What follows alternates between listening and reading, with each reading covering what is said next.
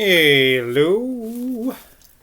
We're back for another exciting episode. I gotta move some crap out of the way to get to the book here. Here's the book.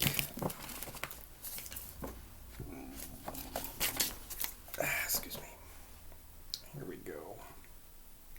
I think ended on that page. Here we go. Ethel is in there cleaning him, she said, indicating that the dining room was the place for this domestic tragi-comedy. You shouldn't have spoken like that to Emma, Philip, said Tilly, as soon as the faithful servant had withdrawn again. Damn, Emma! Come in here, both of you! And he pushed his wife and his child before him into the dining room. What I want to know, first of all, is this, he began, when they were all inside, and he actually turned the lock of the door to make sure of no further invasion. How long have you two been seeing each other? Tilly, who had taken her usual place at the table, was beginning to reply when the child cut her short. He's been seeing Mummy and me since Christmas. They brought Mummy and me some crystal ginger, didn't you, Mom? And some reading biscuits. And some French sardines, and some Spanish olives, and some Turkish delight, and some tangerine oranges, and some... Here, hold up, kid, cried Philip, unable to help smiling at this long enumeration of dainties. It crossed his mind how extraordinarily characteristic it was of Tilly to woo his mistress and his mistress's child with objects from the grocer's. I went over before Christmas, said Tilly, who through this whole episode had preserved her equanimity perfectly except when Philip called Emma woman. You've forgotten to tell him that, Nellie.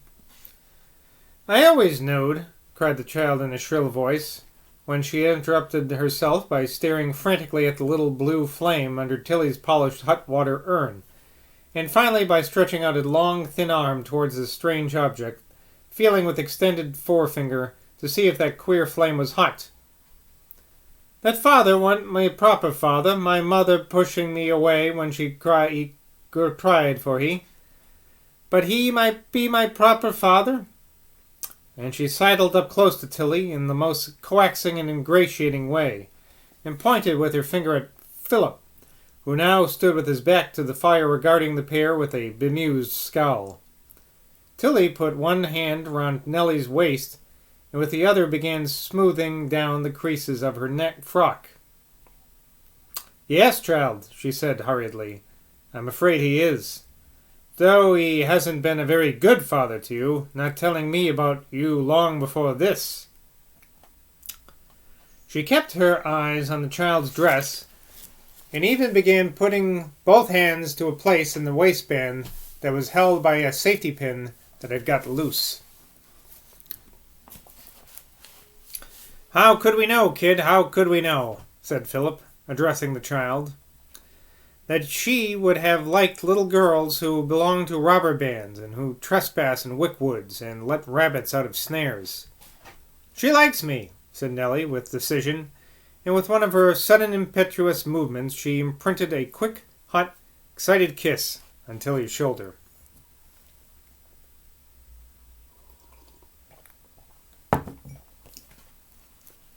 Tilly bent low down in her efforts to close the safety pin. She was extremely unwilling that Philip should detect that her eyes were swimming with tears. She likes us both, she said sharply and emphatically. And she likes Emma too, don't you, Nellie? But Nellie had burst away from her hold and had rushed to the window. There's a bicycle, she cried. And he's thrown a paper down. Oh, may I see it, if it's the Gazette? Mummy always lets me see the Gazette. It told about him and Mummy once. Mummy said that wicked Red put it in. Without waiting for permission, she ran out and brought the paper into the room. While she was gone, Tilly and Philip exchanged a long, wordless look that contained an exhaustive and conclusive commentary upon the whole episode. He thought, how ironical that both she and I were visiting Jenny in that house. Suppose we had met one day at the door. May I open it? Asked Morgan Nellie when she was back again. It'll be all over town that she's here now, thought Philip. That paper boy will tell everyone. The Gazette contained prominent headlines about the opening of the arch. Mayor's speech eagerly awaited, Philip could read from where he stood by the fire. Jackie's Sally be going to marry Red, announced Morgan Nellie, finding no sign of the pictures she had hoped for in the numbers and offerings, her own quota to Glastonbury News. It's getting dark again now. I'm going to read that again. Announced Morgan Nellie, finding no sign of the pictures she had hoped for in this number and offering her own quota of Glastonbury News. Mummy says 'tis more than he deserves. She remained silent for a second, her brows puckered. What do Bugib mean? She suddenly inquired gravely of the man by the fire. She evidently felt that the Elms's dining room was a source of supply for certain gaps in her knowledge of the world. Do Bugib mean the devil? But there was heard now a discreet little tap at the locked door. And Tilly sprang to her feet. I've got to order lunch, she said. Shall we keep her here for the day? Philip nodded without speaking, and then as Tilly's hand was on the door handle, I think perhaps I will go up there presently, he said. To the opening? Yes, that's what you said, wasn't it? This appealing to her for advice, on so momentous an occasion, on the question of his confronting in public his grand enemy, took the little lady's breath away. He seemed different in some way as she looked at him now, standing over there, and for their mates to look different is extremely disconcerting to women. They prefer the most familiar tempers to anything inexplicable. I wouldn't care to interfere with your plans, Phil, she stammered nervously. But if you do go, I must tell Emma lunch won't be till after 2. The opening is announced to begin at 11, you know. But I won't be over till after 1, I'm sure. While this memorable encounter was taking place in the Elms's dining room, for it was already long past 10, an enormous crowd had assembled at the foot of Chalice Hill, where, as the Western Gazette had just remarked, the mayor's speech was being eagerly awaited by all Wessex. It was not only the opening of the Saxon Arch and of the Rotunda, but the inauguration of the new Glastonbury Commune that this 20th of January was to see, and the possibility of all manner of exciting clashes between those friendly to the mayor and those hostile to him gave the sort of spice to the occasion that always attracts a crowd.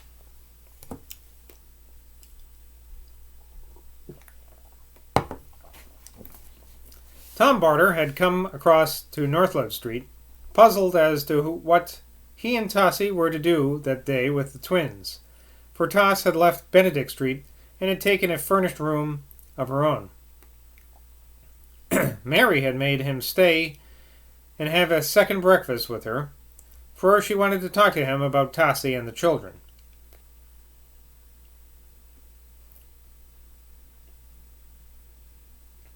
Okay. This other, Mr. and Mrs. Crow, were indeed as late that morning as the pair at the Elms. John lay in bed still, propped up on his pillows. He had had a feverish night. He felt sick now in his stomach. He was unable to eat a morsel. He declined to smoke a cigarette. He was insatiable only for endless cups of strong tea. Mary was boldly sounding Tom on the delicate topic of his marrying Tossie, and she was telling him that if they did marry, there was an unfurnished room to be let on the floor beneath their own in the same house. It would be so nice, Tom, she said, for us all 4 to be together, and I could look after the children sometimes while you and Toss get away for an afternoon.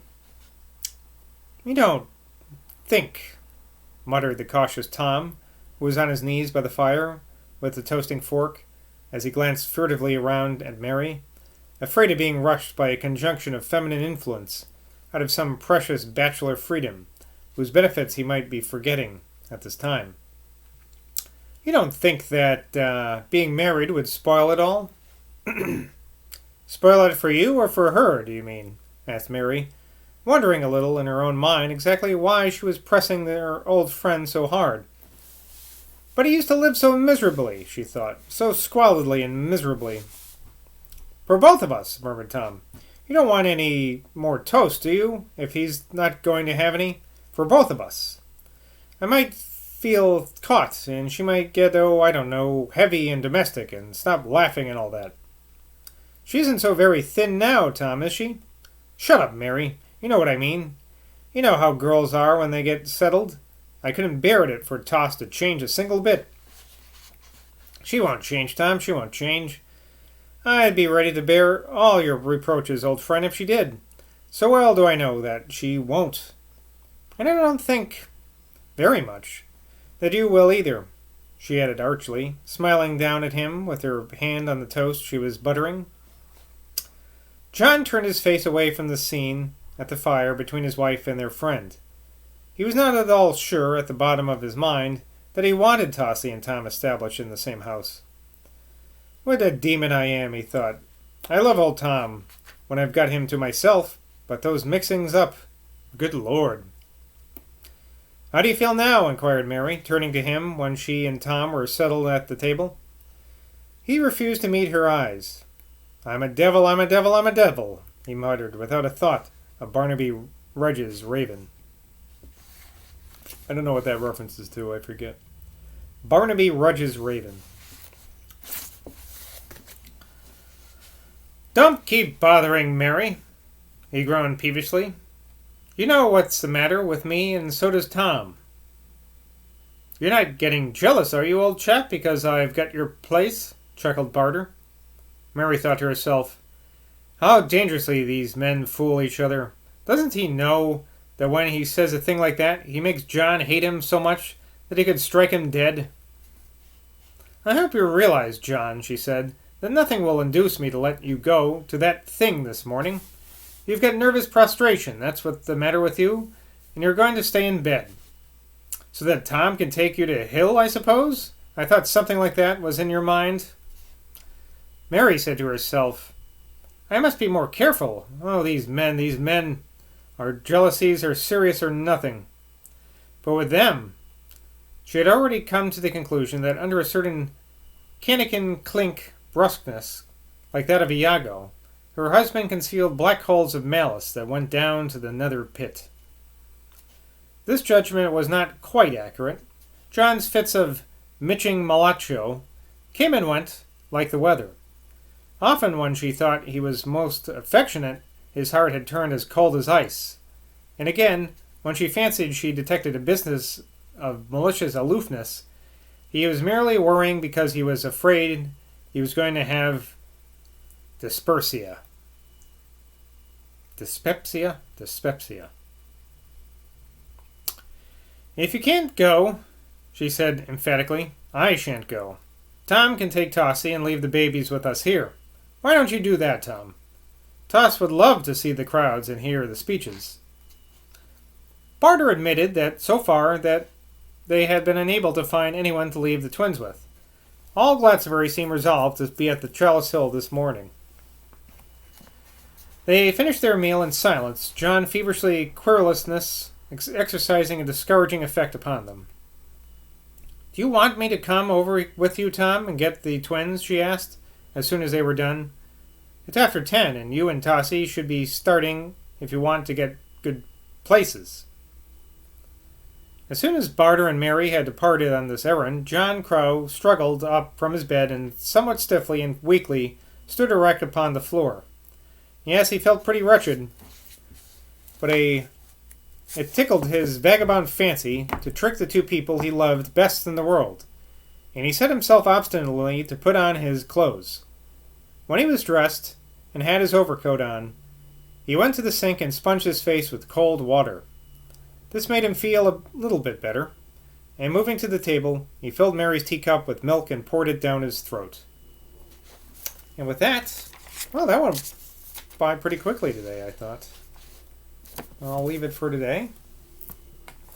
Till next time, cheers.